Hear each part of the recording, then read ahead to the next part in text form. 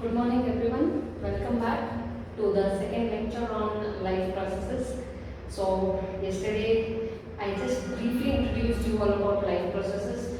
We discussed how do we say that a living organism is alive, and the answers were growth, respiration and movement. Then we discussed what are the different stages of life processes, that is nutrition, respiration, transportation and excretion. Okay, in that we started with nutrition, and I said, what do you mean by nutrition? Nutrition is a process. Okay, it is a process of extracting nutrients from food, or it is a process of producing nutrients. So how do I classify nutrition? So I can classify nutrition into two ways. One is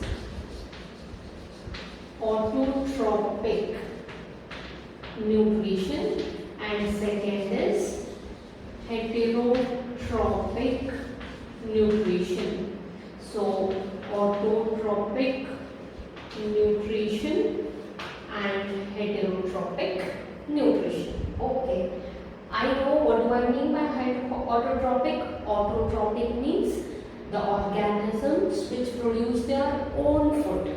Okay, and heterotrophic means the organisms which depend on others for their food are called as heterotrophic nutrition. So best example for autotrophic nutrition is plants. Best example for autotrophic nutrition is plants, because you all know plants produce their own food. And best example for heterotrophic nutrition is animals, human beings. Okay, animals, human beings. So I can say I am autotrophic. Sorry, I am heterotrophic. You all are heterotrophic. So we all are heterotrophic type of nutrition. Okay, so autotrophic nutrition, heterotrophic nutrition. So I know that auto means they generate their own food. Hetero means they depend on others. Now, let us see again which are the further classification of heterotrophic nutrition. Okay, so I can classify heterotrophic nutrition into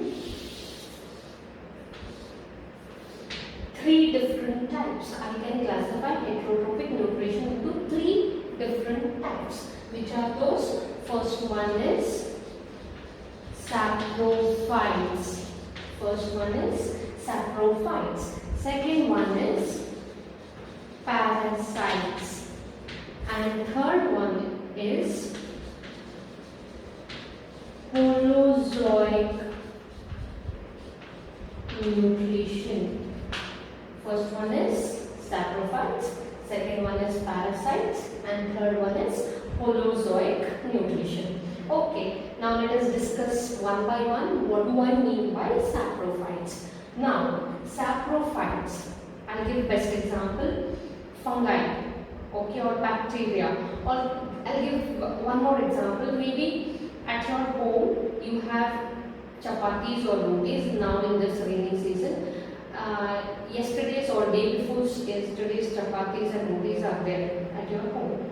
After 2 days, if you keep it in the same container, what do you observe?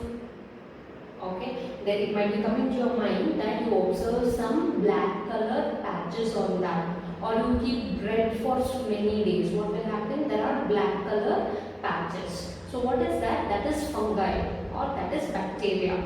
Okay. Now what does these do? Okay. Why I am talking about bacteria, fungi when I am talking about saprophytes? Okay. So these bacteria or fungi, they depend on dead and decayed matter for their food. So these type of organisms are called as saprophytes. Okay. They depend on dead and decayed matters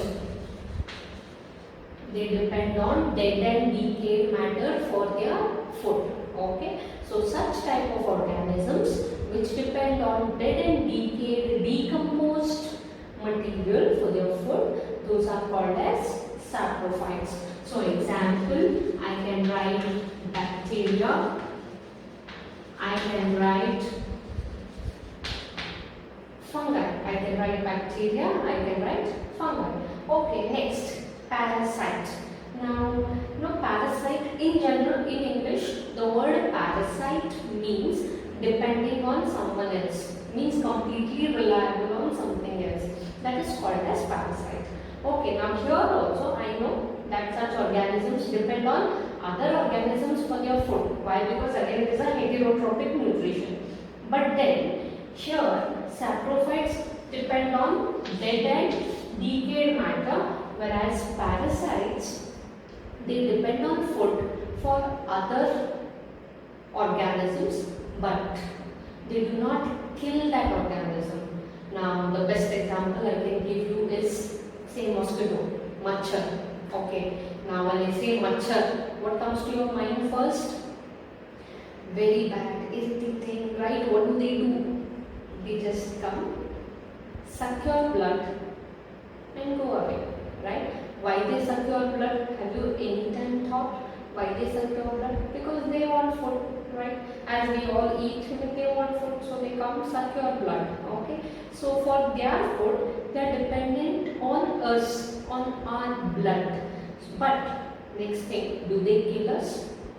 No, they do not kill us, okay? Okay, so maybe some machhar may create malaria, but then you will not die.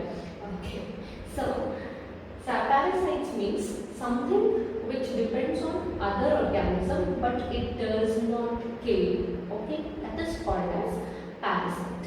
Okay, so I write here depends on other organism, but do not kill. This is important. But do not kill. Example I can give is mosquito. Mosquito will come, bite us, take it, but then it will not kill us. Okay.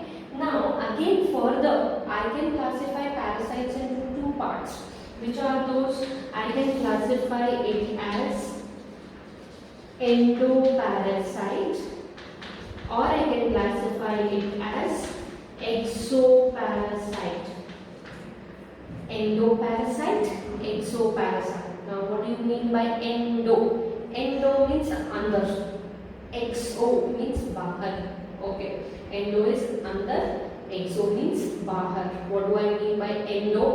Under. Endo means inside, exo means outside.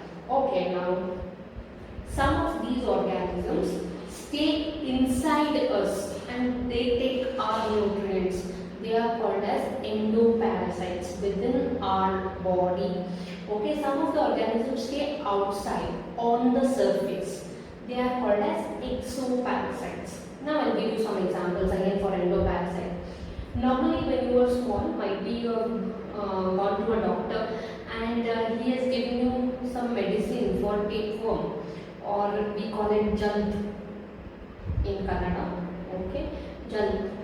There are some long worms in our stomach. Okay, and they go out. They should not stay in our stomach, otherwise it will start paining. Right? Those are called as endoparasites, and they are called as tapeworms. Tapeworms. They stay inside our stomach and they take our nutrients. So it is called as endoparasite. They stay inside us. Inside us. So example I can give is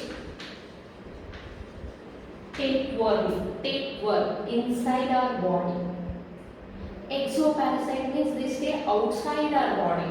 It might be our body or it might be any animal or any bird or anything. But it will stay inside or it will stay outside. Okay, now when you stay inside, I gave tapeworm as an example. Next, exo means outside. Maybe if you have gone to some very heavy rainfall areas, or you've gone for some trekking, you've gone where there is huge amount of forest and all that, you've come across leech. Okay, leech. Leach, leech or leech. Okay, what do? They come on your legs and they suck your blood. You do not understand till they suck your blood. Okay, what they are doing? They are coming on your surface of your body and sucking your blood. So it is called as exoparasite, or even mosquito. Mosquito is also exoparasite because it is sucking its food from outside. Endo means they are inside our body. Exo means they are outside our body. Okay, so I know what is saprophyte, I know what is parasite. Next, I will understand what is holozoic nutrition. Holozoic nutrition means it is a type of nutrition wherein the process is too long. Okay, wherein now I will in detail explain you that process. Wherein the food is taken inside. Okay, then that food is broken down. Okay, and then the food is transported to all the body, and then remaining food is excreted out.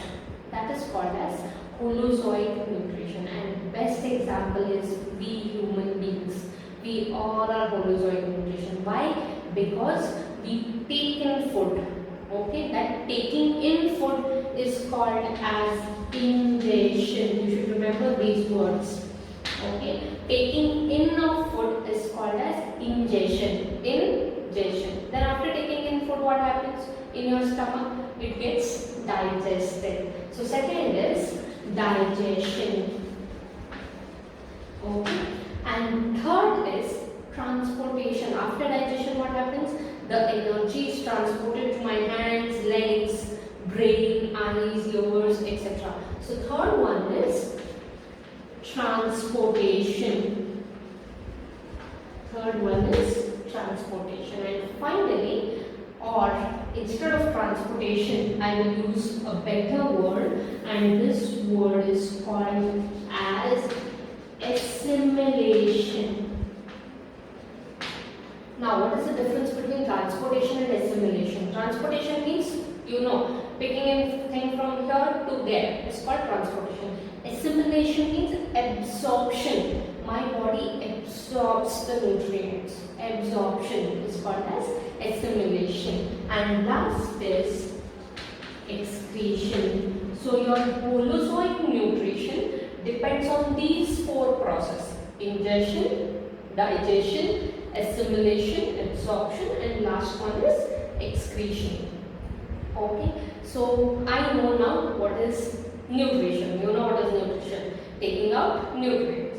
Then you know that there are two types of nutrition. Auto means they produce their own food. Hetero means they depend on others. Now in heterotrophic nutrition, I have three kinds: saprophytes, parasites, and holozoic nutrition. Parasites depend on dead and decayed parts. Saprophytes depend on dead and decayed parts. Parasites depend on other organisms, but they do not kill. They do not kill. This word is very important. They do not kill. Okay, and last one is holozoic nutrition, wherein it is a nutrition wherein there is a process involved, and that process is ingestion, digestion, assimilation, and excretion, taking it out. Okay, so this totally is called as a holozoic nutrition. Okay, so now we know all this. Next we will study autotrophic nutrition in detail. Okay, so let me erase this.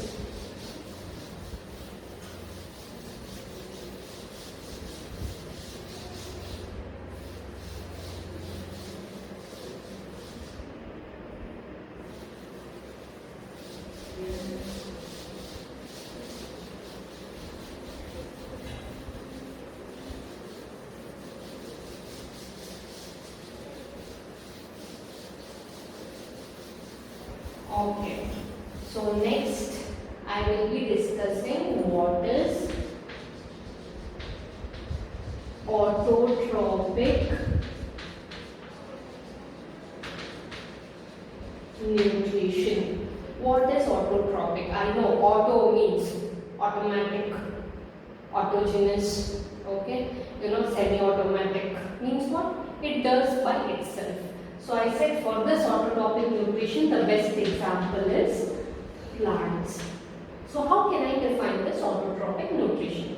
Autotrophic nutrition means the outside substances are taken inside, okay, I'm just framing the sentence. Outside substances are taken inside, then they are prepared into organic compounds, and then they are used as energy. Now what are these outside substances? Outside substances are sunlight and water. Okay, what is outside substances? Sunlight and water. So what do your plants do? You must have studied it in your previous classes, photosynthesis, right? What happens in photosynthesis? The plants take in carbon dioxide and water. Okay, plants take in carbon dioxide and water, and then they prepare their own food. Okay, they prepare their own food. But there is something required to prepare their own food. What is required? Main thing is sunlight is required, right?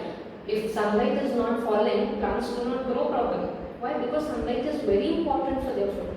Sunlight is required. Okay, apart from sunlight, there is one more thing what is very important. What that is? Chlorophyll. Correct. Chlorophyll is very important for producing their food. So what do? They take carbon dioxide. Now everywhere they say grow trees, it is very good for environment because our carbon, the carbon footprint is increasing, pollution is more, grow trees. Why they say grow trees? Because these trees take in carbon dioxide from atmosphere. So what they take? They take CO2. What is the CO2? The CO2 is carbon dioxide from atmosphere is taken. Okay, now carbon dioxide is taken, fine. At the same time, if you remember, if you have your garden, you also water the trees.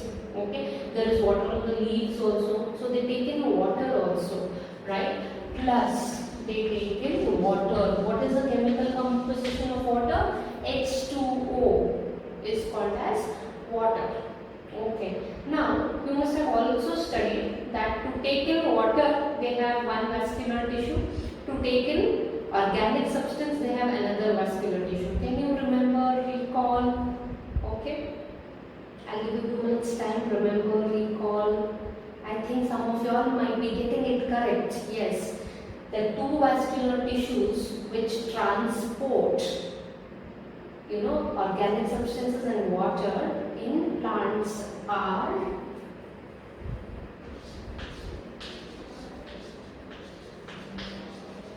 xylem and phloem. Correct? Xylem and phloem. Xylem means what? It transports water. What is xylem? Xylem is a vascular tissue and it transports water. What is phloem? Phloem is also a vascular tissue, but it transports organic substance. It transports organic substance. Xylem transports water, phloem transports organic substance. Okay, so now you know that CO2 is taken from atmosphere, water is taken from atmosphere, okay, and then this gets converted.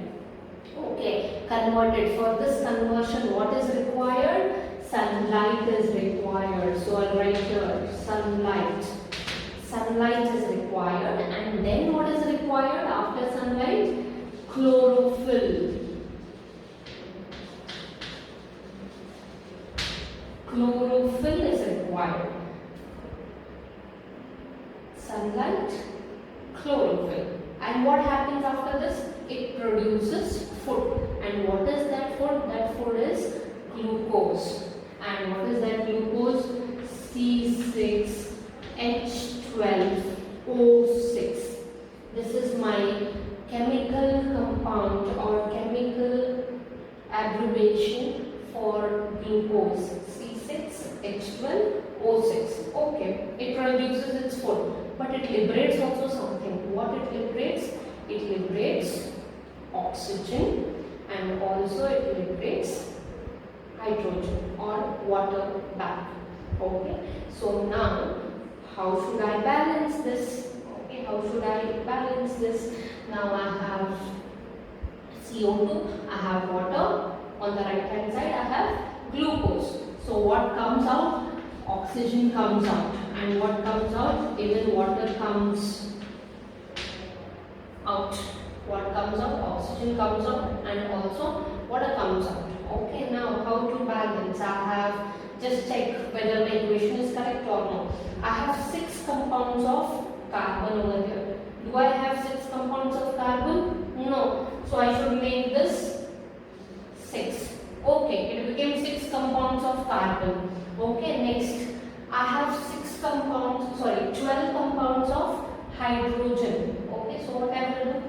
I will add 6 over here. 6 into 2, 12 compounds of hydrogen, 12 compounds of hydrogen. Then I have 6 compounds of oxygen, correct. But see here, 6 2s are 12. Again 6 more compounds of oxygen is there. So what I will do here, I will write here 6. This is my oxygen, O2. Okay, my oxygen is O2. 6 2s are 12. Okay, so here also I should add a 6 O2, right? So now what I have glucose liberated, I have oxygen liberated. Now shall we check whether our equation is balanced or no, and if something is yet to be balanced, what to be balanced. Okay, now C, totally I write left hand side, I have 6C, here also I have 6C. I have totally 12 H2. Okay, then here also I have 12 H2. Okay, then I have 6 O2, but here 6 O2 plus 6 2s are 12. 6 O2 plus 6 2s are 12 is 18. Okay, so here I have 6, here I have 12, 18. Okay, so now this is balanced. But what I said, my reaction is I take in carbon dioxide, I take in water, and what I release glucose and I release oxygen. These two are very important for me. I release glucose and I release oxygen. What about H2O? Is it released? Is it not released? You should think over this. Okay, what about H2O? Is it released or is it not released? Okay, now I'll give you a small assignment for this. Now you check this equation is balanced.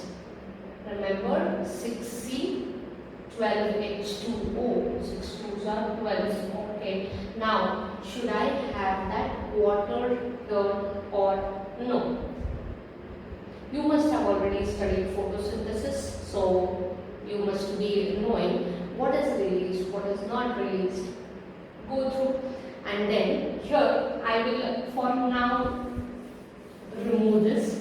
Okay, and for now remove this, and I want you to tell me whether this is balanced. That is first thing. That is the first question. Why? Because this equation is important and I want you to understand how to balance also, because whenever you balance, apart from balancing, you should know the end products. What are the end products? Now in this, I know they take in they take in carbon dioxide, they take in water, okay, and they liberate, okay, they liberate glucose. This is my glucose, and this is my oxygen. They liberate glucose and oxygen. Okay, these two are important. But then, is H2O liberated or not? That is your assignment. Okay, if liberated, how it is liberated, and then how further I can balance, because already you will study this balancing of equations in your first topic. If they have started in your school, you must have already known how to balance. Okay, and then you have to tell me whether H2O is liberated or not. So this is your assignment. Go back, check whether your H2O is liberated or not. For me, glucose, what? Oxygen. Yes. Water is liberated or no? That is my question. I have left it half here. And then, if yes, how it is liberated out? How it is liberated out? I want you to understand this because it is in connection with your next topics ahead. Okay, and if yes, how it is liberated? Okay, so we know that the process of autotroph, how a plant creates its food. It takes in carbon dioxide, it takes in water, it creates glucose, and it creates or it liberates oxygen. So this is my equation of photosynthesis. This is my equation of photosynthesis. In the next class, we will in detail study the cell structure of a plant. Where are your chloroplasts? Where is chlorophyll stored? And how it absorbs water and how it releases water. Everything in the next